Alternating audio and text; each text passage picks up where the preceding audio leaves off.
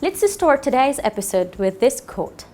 Appreciation is recognizing how everything, even the most painful struggles and challenges, can serve to provide you greater freedom and fulfillment, said Turek Topikar. But is it possible to achieve freedom with a spoon? Welcome to Palestine Box. It was about 1:30 a.m. on Monday morning when the first prisoner poked his head up through a hole in a dirty track in northeast occupied Palestinian lands and hauled himself above the ground. Then came a second man, then a third. Within about 10 minutes, 3 more Palestinian prisoners had emerged from the hole after improperly crawling nearly 32 yards from their cell inside the prison, one of the Israeli 7 maximum security jails.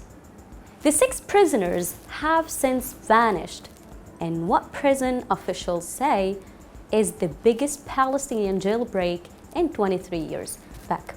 Against the backdrop of the Jewish New Year celebrations, the escape prompted a still fruitless manhunt across the occupied Palestinian lands and the occupied West Bank on Tuesday, involving hundreds of police officers and soldiers at dozens of roadblocks.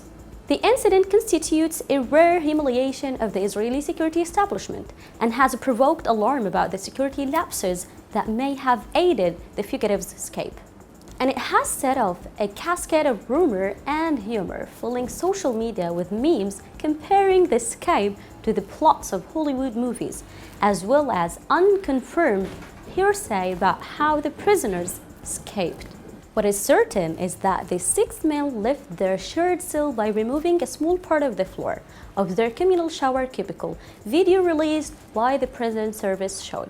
Then they lowered themselves into a pre-existing subterranean cavity that extended beneath the prison and towards its perimeter, allowing them to evade 40 prison guards, 3 watchtowers, 2 walls, 2 barbed wire fences, and a pack of sniffer dogs, said a spokeswoman for the prison service, who spoke on the condition of anonymity to discuss the details of the escape. At least part of their escape route was dug by the prisoners themselves, the spokeswoman added, though military experts were still assessing the extent of their digging, how long they took, and the tools they used. Surveillance cameras captured the men emerging from the hole in a farmland southeast of the prison around 1:30 a.m., the spokeswoman said. But prison, police, and military officials were unable to confirm widely circulated reports that the fugitives dug their way to the surface using a spoon. All 6 were from occupied Jenin, about 10 miles southwest of Jilwa. Among Palestinians, their escape was widely hailed as a heroic act of resistance to Israeli occupation. Israeli prisons cast a long shadow over Palestinian life. Most Palestinians know someone either currently or formerly in detention. Many Palestinians therefore celebrated a rare and symbolic indignity for the Israeli occupation security establishment, which directly governs more than 60% of occupied West Bank and exerts some control over the rest of the West Bank and Gaza. The only real prison is fear, and the only real freedom is freedom from fear. Therefore, these 6 prisoners did not give in to fear or to the Israeli oppression. They tried and succeeded.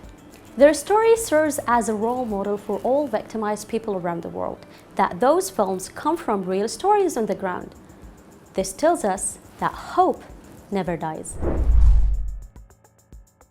That's all for today. Thanks for watching. See you.